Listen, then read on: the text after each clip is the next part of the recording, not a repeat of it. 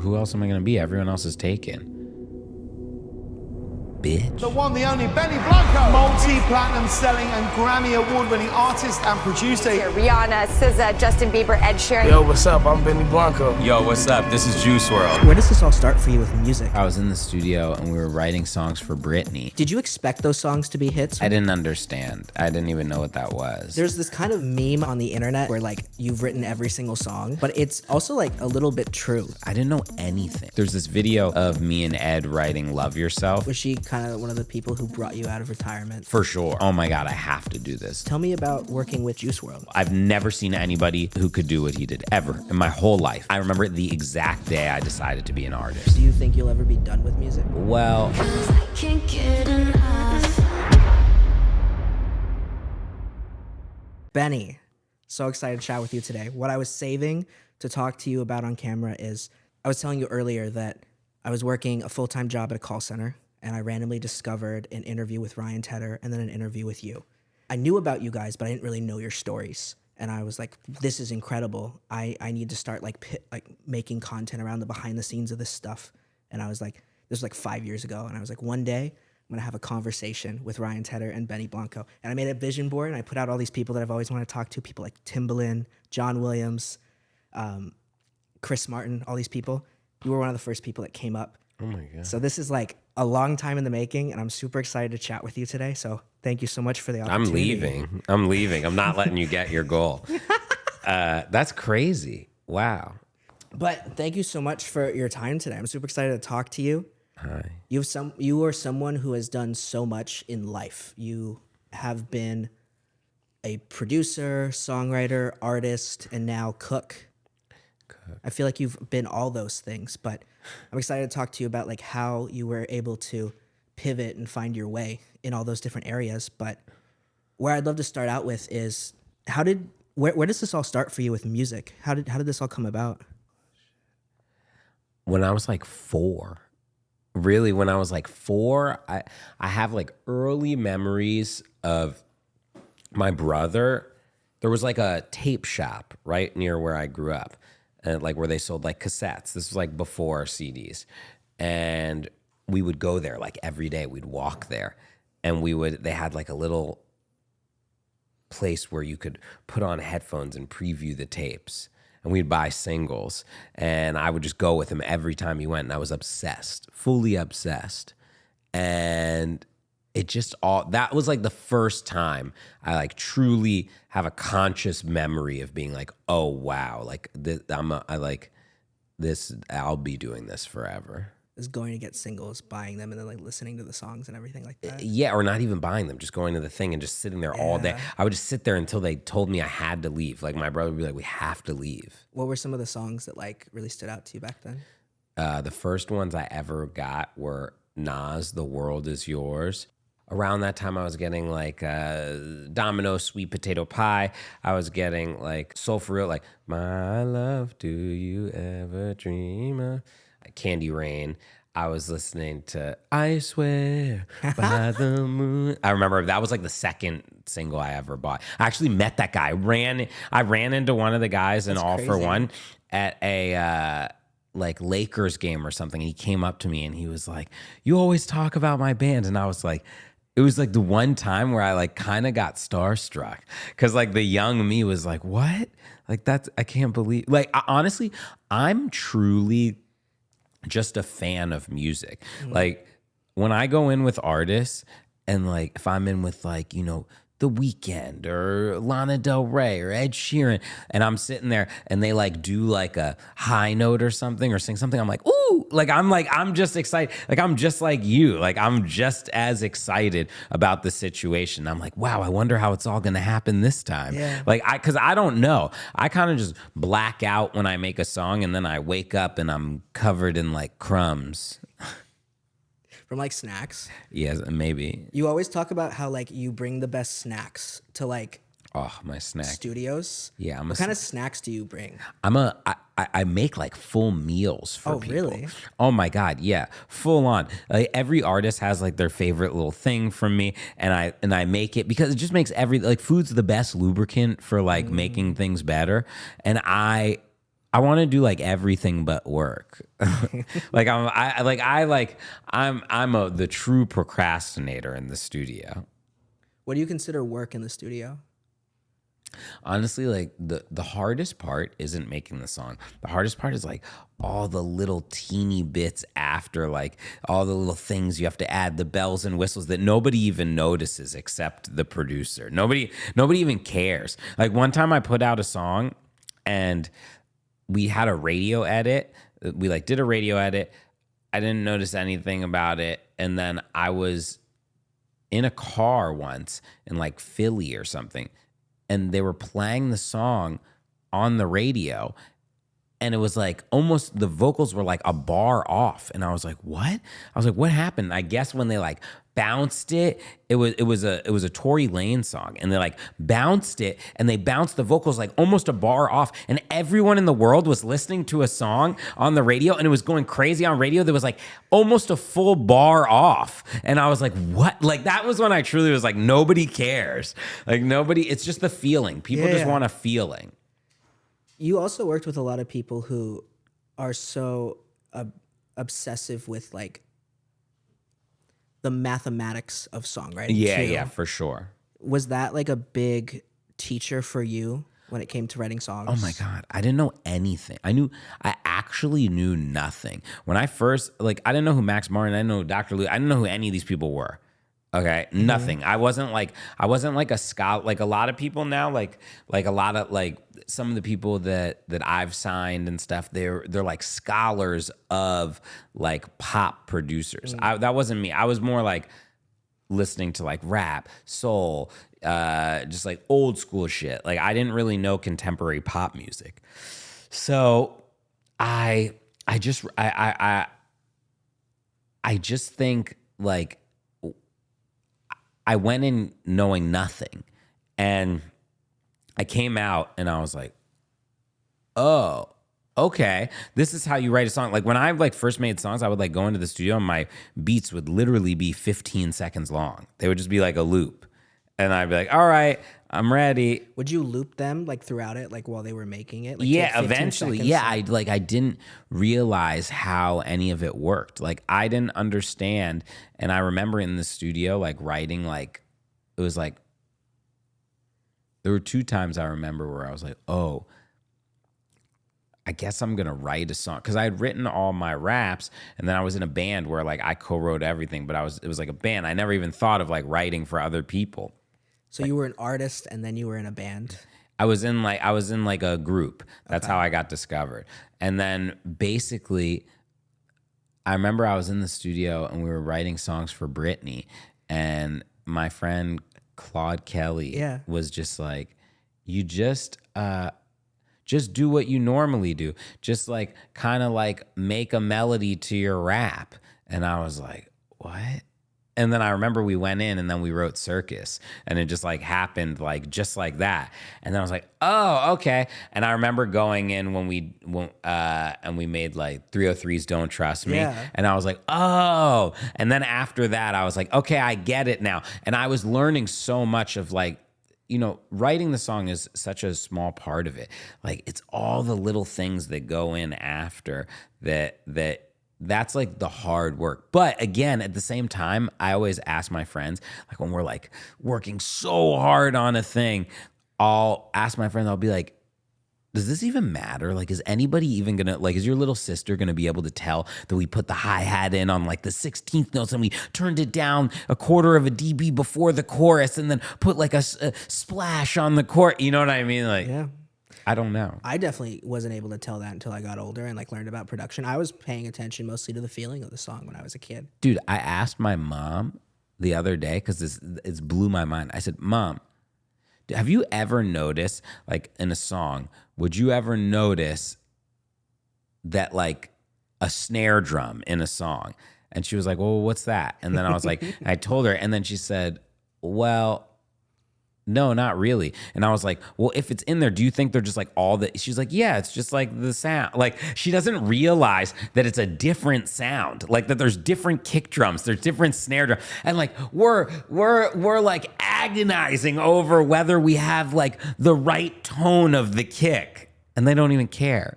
your first 3 songs that made you feel like, wow, like I'm starting to get this was Circus, Don't Trust Me, 30H3, Yeah, and then 303. 303. And then when we were doing like that first Katie stuff too. A Guy Kissed a Girl. Yeah, that type of stuff. I was just like thrown into it. I was so young. I was like 18. Yeah, how that must have been crazy being 18 in those rooms, like working on these things, and then like not. Did you expect those songs to be hits when you were making them? I didn't understand. I didn't even know what that was. Like I didn't understand. Like I truly had no idea. I was just like, oh, this is cool. And then I was like, whoa. After it first happened, then I was like, oh, I think I could probably do this again. Okay. So here's where I guess as someone who like makes content, it's always like when something does well, it's like, oh, let's hope the next one does well. When you start having hits, is there ever like that sense of pressure to continue to have hits? Oh my God. At that time, we were like, I tell all my young writers and people this now. I always tell them that they really just need to live in the moment and just like cherish like their wins. When we were younger, it was just like, oh, the song's number 1. Okay, cool. When's the next song happen? Like, what are we doing for the next one? Okay, cool. We're working on this song and that song at the same, there was like this video that went viral the other day of California Girls happening, and it was like Snoop recording in the room, and my friends That's crazy. Yeah, my friends were like, yo, were you there? And I said, not only was I there, we had all 3 rooms booked at the same time. I was making Teenage Dream in the other room, and then we were making My First Kiss by Kesha and 303, and then we were also making Dynamite by Taylor Cruz all at the same time. That's crazy. Everything at the same. Oh my God! Sometimes we'd be making like 5 songs that were number 1 at the same time. Just all happening. All like you're going in. One person's time. adding something here. One person's it was insane. You didn't even have time to think. That probably helped with like creative decisions and like not being so like obsessed in your own mind, I guess. So much of it is like a blur to me. Yeah, there's this kind of meme, I guess, on the internet and TikTok where like you've written every single song. Yeah. But it's also like a little bit true. You've written and been behind so many songs. What is the hardest song that you had to write? Teenage Dream took 8 days of just lyrics. 8 days.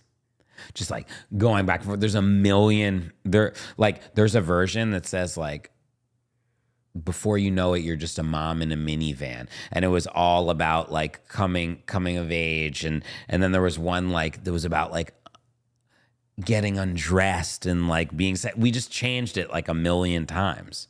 And then there was just like those aha moments in the studio where you like some songs I do remember. Like I remember most parts of making that song. Some songs I barely remember.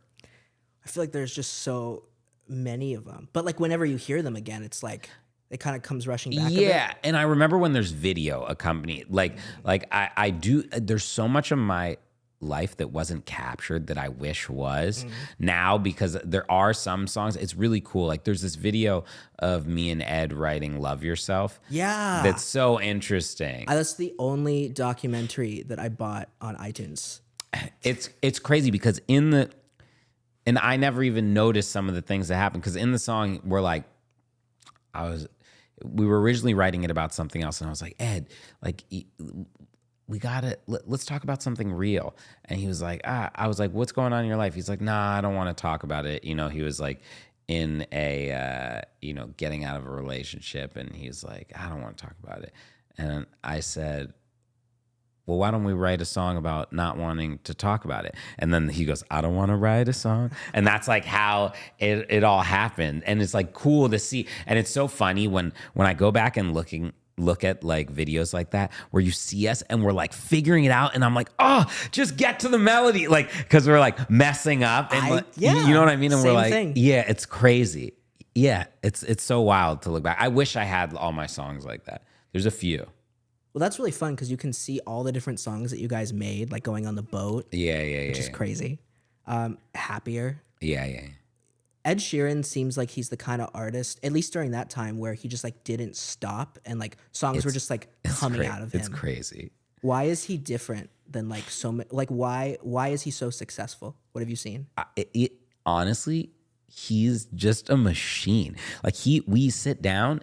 Still, if I write with him, we write like 4 songs in a day, like full. And this isn't like verse chorus. He writes like full 4 songs, and it's so crazy that like. It's not like he's writing like songs like, oh, this song will be around for a second. They're like timeless pop songs. They're like I've been in the studio with him where we've written like 3 or 4 like huge songs in a day. One time I was talking to T-Pain and he said that he wrote 5 #1 songs in one day. Like they were all the same day. Isn't that crazy? That's the craziest thing ever. 5 #1s in one day. There's this one famous video of like T-Pain, I think during one of the award shows where he was nominated for every single award during the award show. That's crazy. He's insane. Yeah. It's interesting because I've listened to a lot of conversations you've had and you often say like you don't know things, like you don't even know how to make music. Yeah. But I've noticed when watching like even the Love Yourself or like watching other interviews you've done, there's often times where you say, I really like that. And it often like brings more inspiration to the artist. And you almost, even we talked to Mike Posner and he said you almost create experiences for the best creativity to come out. How have you learned to do that? And what is kind of your process to make music in that way then? I feel like so much of writing something good is feeling good or feeling bad or getting you in that zone where you can reach or grasp that situation that's happening. Like I want to make the situation as tangible as possible. Like so sometimes someone will come in and I'll be like, how you doing? I'm like, oh, I'm great. I'm like, no, how you doing? And they're like, I'm great. And I'm like, no, how are you doing? And they're like, I feel terrible myself, and you're kind of a therapist. Like my job is to be a therapist. That's my job, more than even a musician. And I don't know, I don't like feeling pressured and like I'm working. Yeah. So I don't think other people do either. So I'm like, oh, I put a bed in the studio. I always have a bed in every studio. That's like, smart. Because it's like, oh, when we were all kids, we were making music in our bedroom, and I never want to forget that. And if a song's not coming, I'm like, let's go have fun. Like, let's go like mini golfing. Let's go do that. Like I never force music. Yeah. Ever. There's even a part during Dive by Ed Sheeran when you were writing with Julia, and I saw in the documentary. I love that documentary. And they're like writing it, and they're like, "Oh, we could have a guitar solo right here," and like, "Oh, what do you think about that, Benny?" And then you just kind of were like, "Peace," and then you ran to go get food. Yeah. And then everyone followed you because it was about having fun. Yeah. You never wanted it to feel like work, which is awesome. Yeah, I don't know. I just feel like music is like magic, okay? The way music works is magic. Anyone who says anything else is an idiot. Like it's we have no idea. We do it. Sometimes it just gets sent through your body and it happens. I wish somebody told me like, they were like, May 23rd. And I was like, what? And they're like, May 23rd. That's the day you're going to write like the big song this year, But you didn't have to work the rest of the year. But yeah. And then you just chill. But it's this otherworldly thing that happens. And we just happen to be some of the vessels that could let it, see the light, It's interesting though, because like throughout your career, you've continued to pivot to different things. Like you were a producer, then turned songwriter, then kind of songwriting and producing without Max and Luke, and then you became an artist. Yeah. Was that like pivoting and transition difficult? Honestly, I remember the day it happened. Okay. I remember the exact day I decided to be an artist. Okay. Again. Okay. So me and Ed were on tour. Okay. And the Defiant ones had just come out. You know the documentary? Yes. Okay. Love it. So it had just come out. And we were like, we got to watch the last episode. So we're like, we're like rushing home from, or rushing back to the concert, like to a concert venue, so we can watch it before he goes on stage. We're watching it. We finish it. Ed stands up and he's just like, what the fuck are we doing with our lives? He's like, they were doing like so much stuff. We're just like sitting here doing nothing. And then as that happened, a man walks in to the green room and says, Ed, you're on in 2 minutes. And he goes and plays a stadium, an action for like 80,000 people. Okay. Crazy. And I'm left sitting with a stuffed animal. There's actually a picture of me like 5 minutes before. I'm left sitting with a stuffed animal. And I'm like, what am I going to do with my life? And I remember sitting there and I was like, oh, well, Dr. Dre really, his label really started taking off when he went and became an artist and went in and signed all these artists, and he was on the songs and they were on his songs. And I was just sitting there and I was so tired of just like making songs. I'd made songs every way you could make a song. You know, I had, done an R&B song. I had done a rap song. I'd done a rock song. I had done a pop song. And it was just getting stale to me, you know? And I remember sitting there and I was like, well, what if I make songs by myself? And I was backstage while the show was going on. I was talking to my managers and they were like, what? And I was like, yeah, I just think I could be the artist and I could put the songs out with my name. And then they were like, well, like, will you sing on them? And I was like, no, I'm not going to sing on them. It's going to kind of be like what I do, but I'll make the videos. I'll come up with the marketing plans. I'll like do all the things I've always wanted to do. I was like, it's basically because I had a label at that time still. I was like, it's basically what we do for all our artists, except I'll do it for me. And I'll be, and I'll just do it. And I remember I had just written a song. I just started a demo. Actually, no. Right after I decided that, the next day, me and Ed were in like Philly or something. And we were writing demos in the hotel room. And we wrote like the earliest demo of East Side. Love that song. And I remember like a few days later, I was just talking to him and he was like, oh yeah, this one's pretty cool. Like it was like, because you make so many songs. And I said, I think I want to be an artist. And I thought he was going to say, dude, shut up. Like, just go make me my songs, like be a producer. But he was like, wow, I can't believe you haven't done it yet already. And I was like, what? I almost was hoping he would say, no, don't do it. But then, Because of all the work it would be. I don't know. I just was scared. And I was like, well, I guess I got to do it now.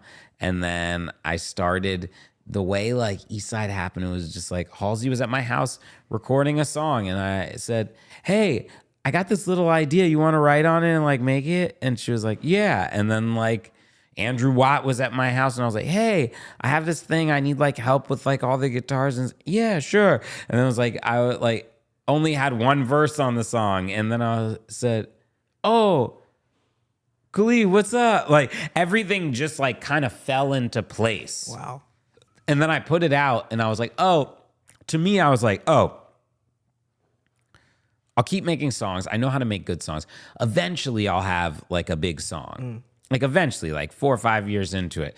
And then I remember I put out the first song and then it just got huge. And I was like, fuck. I was like, I thought this was going to be like my new journey. I was like, now I got to like make an album. So then I went and did that. And then I was like, can I do this again? And then I try it again, and it's the most fulfilling thing for me. I'm very content also with like, I'm just like, yeah, okay. That question you asked, what the fuck am I doing with my life? Yeah. Has that come up like multiple times in your life? It comes up all the time. Like recently even? Always. What pushed you to even start doing like cooking and now like the cookbook and everything like that? Same thing. It kind of came to me. It was like a mistake. Like, Really? yeah, all this, like, I always cooked as a kid, okay? I was 13 years old. Got a George Foreman grill. My friend got a George Foreman grill. Okay, do you even know what that is? Yeah. But I only know it from like TV shows, like where they mention it. I think it was on like Full House or like Home Improvement or something like that. Okay, George Foreman grill, insane. It was like the ultimate panini maker, ultimate quesadilla maker, ultimate chicken maker. My friend got one. We would go over to his house every day, okay? When you're young, somehow you buy like 1 gram of weed and it gets 40 people high. But when you're an adult, you smoke like a joint to yourself and you're like, take it or leave it. So we go over to my friend's house. We all get stoned on like weed that's basically like poop. It's like disgusting. But we all get stoned. We sit there. We're like making the most elaborate sandwiches and nachos and this and that. And I remember I like made this sandwich that was probably disgusting, but I was like, it was like a melted this and that. And I remember pulling it apart and like giving it to two of my friends, cutting it in half and giving it to two of my friends. And I remember seeing their faces and they were like, and I was like, yes. And to me, the feeling of music, it's all the same. Like in life, we just want someone's face. Like it's like whether we're making a song, whether we're watching, making a TV show, whether we're fucking, It's a feeling. Yeah, we just want to go like that's what everyone wants to do. We all want to and it made me feel so good to like share something and get like an instant notification of being like, was this good or bad? And that's what I like about like music too. To me, I make it and I think it's great, but I do love to see what the other people think about it. So in a sense, do you think you'll ever be done with music? No, I hear music every day. Like I get ideas every day. And you're constantly making them for your artist project? Yeah, just tucking them away. And then there's the artist that comes by like SZA where it's like, where I'm like, oh my God, I have to do this. It was like my dream to work with her. And then she surpassed every expectation I ever had. She's one of the most talented people I've ever stepped in a room with. Was she kind of one of the people who brought you out of retirement to like write again in a sense, I guess you could call it? For sure. Yeah. Yeah. The first person to do it was Kanye in like 2018. Is that for during all the I did like all those, and that was fun, and that helped me like shape my album because I made all my albums 7 songs and blah blah blah. And then her, I think like the last like thing I really did is like a producer was probably Senorita. That's a crazy song. That song was massive. Yeah, that was like the one I ended on, pretty much. You're like, I've done everything at this point. I'm good now. I think it just happened to be at the time I was getting ready to pull away. What's next for you, I guess, as an artist then? I'm about to put out some music. That's exciting. Yeah, I think it's cool. I don't know. I hope so. Any fun artists you're working with? Yeah, there's a lot. I'm too scared to say it now, though. Feel you. But there's, it's all my friends. It's always my friends. Yeah, you make music with your friends. Yeah. That's probably the best way to make it. My albums are only just like my friends. Friends Keep Secrets. Yeah. Is it going to be Friends Keep Secrets 3? Yeah. That's fun. Yeah, I know. I'm so stupid. That's not stupid at all. Yeah. It's a brand. It's what great. do you think the 4th one's going to be called? I had that same question with Ed Sheeran's like math, his like math symbols. Oh, yeah. Everyone's like, oh, what's it going to be? Subtract. There's this whole thing. I know. Probably Friends Keep Secrets 5 is probably going to be the 4th one. Yeah. That would make sense. Yeah, I might just go to 5. Might just go to 12. Just really fuck with people's heads. You could pull an apple and do like a Roman numeral. Like when they went to X instead of 10. Oh, is that what they did? They skipped 9. It's kind of weird. Really? Yeah, I think they skipped 9. You know a lot of useless facts. That's a fact. Do you know, like, are you just like An encyclopedia. of useless information? A bit. But I feel like there's so much like useful stuff you know. I guess there's like random things that I find fascinating. Yeah. Are you just like, I picture you like in your room and there's like laptops everywhere and you have like 2 hands and then you have like your feet and you're like typing with your toes. Is it true? There's actually quite a lot of laptops. It's funny you say that. I have an editing laptop and then a business laptop and then another laptop and then an iPad. What's a business laptop? It's just like, for like emails and like random stuff like that. I don't even have an email. That's interesting. Yeah. Does it help? Like not like do you use like technology a lot? So, well, I mean, you have to. No, not because really. of like that. Yeah, I use this, but no, I don't have like a laptop. Really? No, I have an iPad. What do you use that for? Text message. On your iPad? Yeah, I like to write I like to answer texts on it. Like with like a keyboard Yeah, or like with the yeah, I have a touch screen? keyboard. No, not a touch. I'm not a psycho. Good. I that'd be insane. Be like, hold on. It's so difficult to use. Yeah, I'm gonna it's be honest, insane. it sucks. But like the phone, they like figured it out. I feel like it's pretty like you can type decently well versus like an iPad Yeah, no human types on the iPad unless you're 3 years old. or like 70. Yeah. If you're 70, you're like, you do like the one eye, and you're like, it's crazy. What is like your favorite song you've made? I hate that quite. Okay, let me ask a better question. No, you can. They're like your children. You can't pick the That's best. true. They all mean different things. So what song means a lot to you? They all mean something in that moment. So like in that moment, like each moment, I need to get something off my chest, or the artist I'm with needs to get something off their chest, and I'm helping bring that moment to life. You know, some artists are so good, you kind of just have to like stay out of the way, okay? Some artists, you have to do a lot of heavy lifting, where you're writing a lot of the song. Some artists, you're just like, basically, I try to tell people it's like being a producer sometimes is like being like a spotter at the gym. So they're doing the bench press. I'm standing, let's say Ed Sheeran's bench pressing, okay? I'm standing over him, okay? And I have my hands like this, and they're ready to catch it. If he feels like he's got to drop it a little bit, or he needs like a little help pushing it back up, I'm there. But he has it. He's got it. He's got it 90% of the time. So it's all about just like holding it up when you need to, 100%. Benny, I was told that you have a heart out at 1. Do you have any other question? I have a lot of them. You do? Okay, you want me to give you 3 more? Are you able to? Yeah, I'll do it. I'll be a little late for my next thing. I appreciate you. For you, man, you came all the way from Arizona. I'll do anything for you. Okay, you get 3. 3 questions. Yeah, there's Okay. so many you're swiping. There's too many. I did so much like research last night. You don't even know. I was With your toes? with my toes specifically. I feel like there's no other way to type. Yeah, it's true. One of the artists that you worked with that you like, I think inspired so many people was Juice WRLD. Oh, yeah. Tell me about working with him, and I mean, how you even found him. Okay. I was in a car with my friend David, Okay.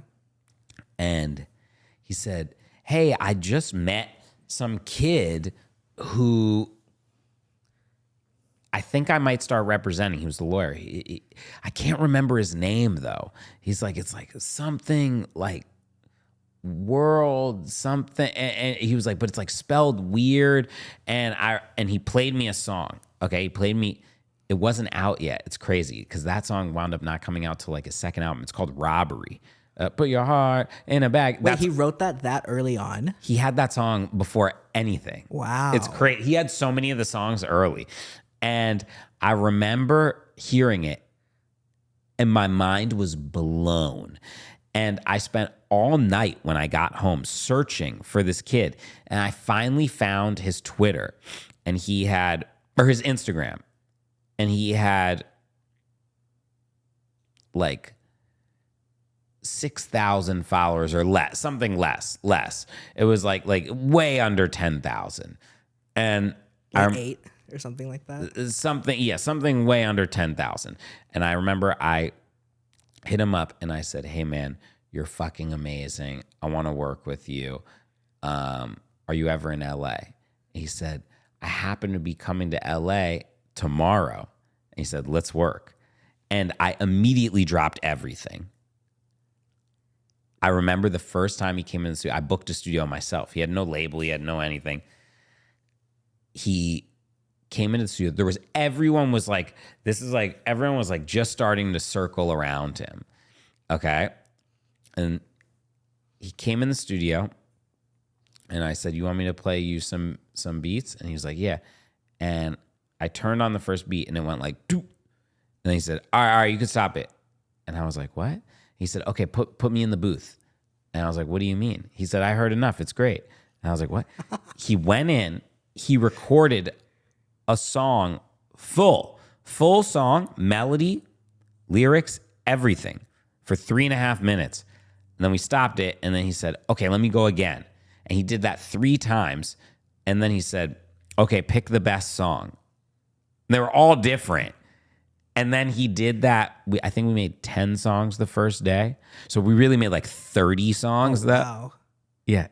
I've never seen it. His is the most unexplainable. I've never seen anybody who could do what he did ever in my whole life. There's nobody even close.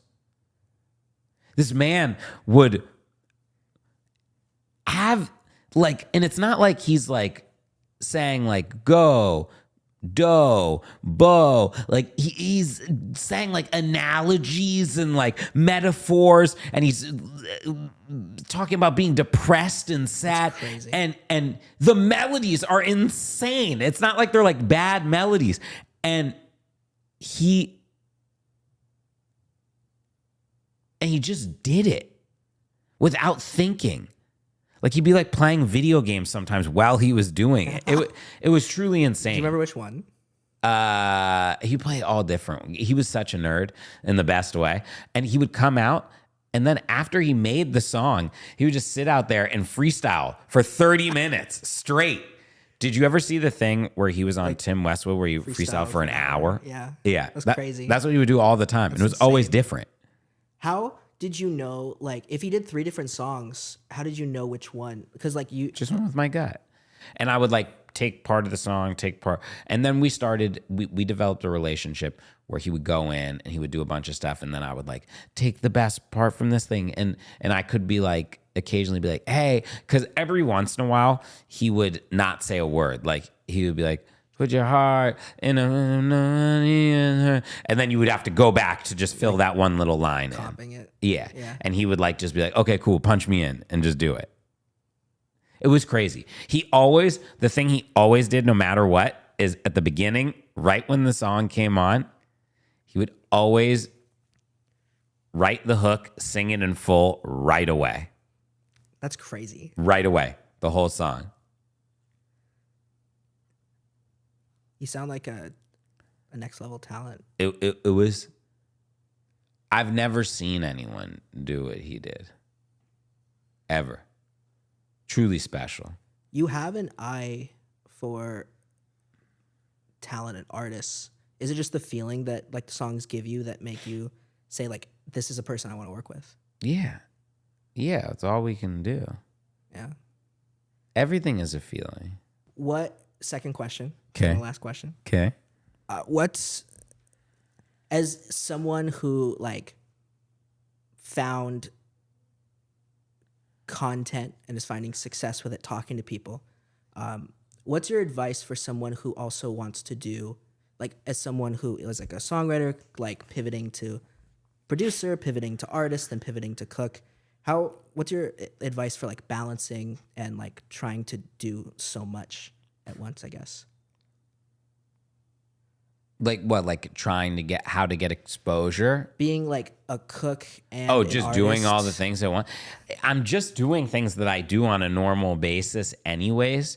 And the way with like the internet now and like social media, it's so easy to show people in a very seamless way. If I'm gonna make dinner for myself or for friends and stuff, I just post a little video of me making it. Yeah. And then that's like exposure to what I'm doing. I never posted a video. I always wanted to do this. I never did this. Like start a session and have a live on the whole time we write a song. You should. That's a great idea. I know, it's so crazy. I never done it. I always wanted to do it. I'd be too scared. Have you ever thought about combining like cooking and an album into one, like different like food that you should be eating as you like listen to the song, or like pairing the idea? I do have that in my book. Not that exactly, but I have like playlists for like which food to consume, which party to have. Yeah. Yeah, open wide. Yeah. Open wide. Oh, is that part of it? This is the shame. Look, there's nothing in it. Open it up. Wait. It's just a number to dominoes inside. That's how my brain feels. This is literally how my brain. Show everyone. Where's the number to Domino's? It's on one of them. Isn't that book sick? Yeah. Isn't that how all books should be? It should just be empty. Yeah. Only empty books. That's a great idea. Write your own. Yeah, pick your own adventure. What made you want to pivot to make a cookbook? I was having dinners all the time, and my friends were coming over, and it's just such an eclectic group of people because I just invite all my friends. So like my mom will walk through the door and she'll wear like a rhinestone like shirt that says like "Bada Bing" on it or something, and then like there'll be like a middle-aged like 45-year-old man who just took toad venom and is like trying to figure out his entire life and rehabilitate himself. And then there's like my friend who's like 75 that writes books. And then Ed Sheeran might be sitting there with a guitar in his hand singing, waiting to have some fried chicken. And we're just laughing. We're having a great time. And I think I was always doing that. And I did it with my friend Jess, who made the book with me. She like worked for Martha Stewart for like 15 years. Cool. Yeah, she knows this world. And we started having dinner parties together all the time. And I remember we did one for like her first book. And then the LA Times like wrote about it. And then the next day I had like agents reaching out to me and they were like, "Hey, do you want to make a cookbook?" And then I was like, "Oh shit." That was always like a dream of mine that I never thought would ever happen. So I was like, never said anything about it. But then it became a reality and I was like, oh my God, really? And I'm still pinching myself. Like I pinch myself on everything that happens in life. Like I'm constantly like, just like, holy fuck, I can't believe this is real. Because I was listening, the other day I was listening to Where the Party At by Jagged Edge. Mm-hmm. And I was at the gym. And I texted Jermaine Dupri, who made that song. Okay. And I said, I used to listen to this song and dream that one day that was like gonna be me. And to actually be here and like live out these dreams I had as like an actual child is so mind-boggling to me. I don't know. It's incredible. It's crazy. And there's so many people that make it happen. I don't do anything. I'm just like, I feel like yeah, honestly, like I'm just in the room. I'm just so scared that one day someone's just going to be like, wait, what's this guy doing? I'm like the guy at the party that doesn't know anyone. I'm like, yeah. And I just like happen to be at the good party.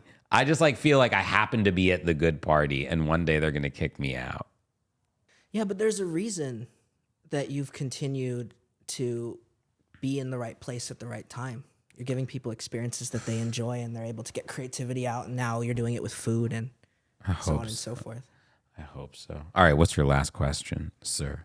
This is a this is a random question. Have you ever done the Dave intro like in real life before you guys like? Do you ever like walk outside and do that? Like When it first happened, it was something I had to do like every day. Like kids would like beg me in the street, or like my mom, my mom would call me and she'd be like, all these family members are asking if you'll like record a video of you saying suck me or something. She was like, I don't know what it is. And yeah, it was Was that just something that you like improvised and just came out of you for it? no, we used to, we're exactly, he's my best friend in real life. Everything in the show is like basically just Who you are? reality. Yeah. Who you both are. Yeah, we used to like we actually call each other Chuck, like it's involved from something. we like we used to say, you know, somebody suck me all the time, and we used to like just try to make each other laugh by making these elaborate things. I guess my real last question for you is then even you and Little Dicky are both so genuine and so yourselves. How did you gain that confidence to just completely be you? Who else am I going to be? Everyone else is taken. Bitch. You like that? That's great. Thank you so much, Benny Blanco, for being a part of Behind the Wall. Hopefully, many more in the future. What's in your briefcase? This is a briefcase that I have. This is a thank you card, and this was the first time that you. There's 2 sheets. This is the first time that you responded to be like, let's make this happen. It was in 2022. Really? Now it's 2 years later, and we did it. Wait, actually? Mm-hmm. That's crazy. I don't even remember.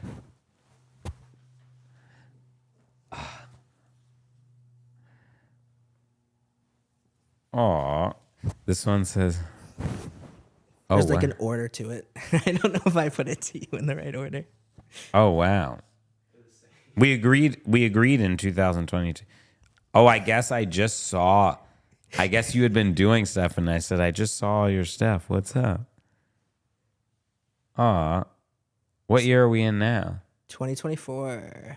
Wow, we did it. You stayed persistent. And it was funny. You reached out to me in 2023, and I was voice memoing a bunch of people, and you responded like a year later, being like, "Yeah, let's make this happen." And I was like, I don't even remember what I sent to you in 2022, and I was like, "What did I?" So I had to like listen to it really quickly, and be like, "What did I say? Something bad?" Yeah. And so again, thank you so much for being a part of this. Wow, you've been waiting this convo for 5 years. Glad to make it happen. Aw, this is very sweet. You're a sweet man. You said Chuck. I did. Ah, give me a hug.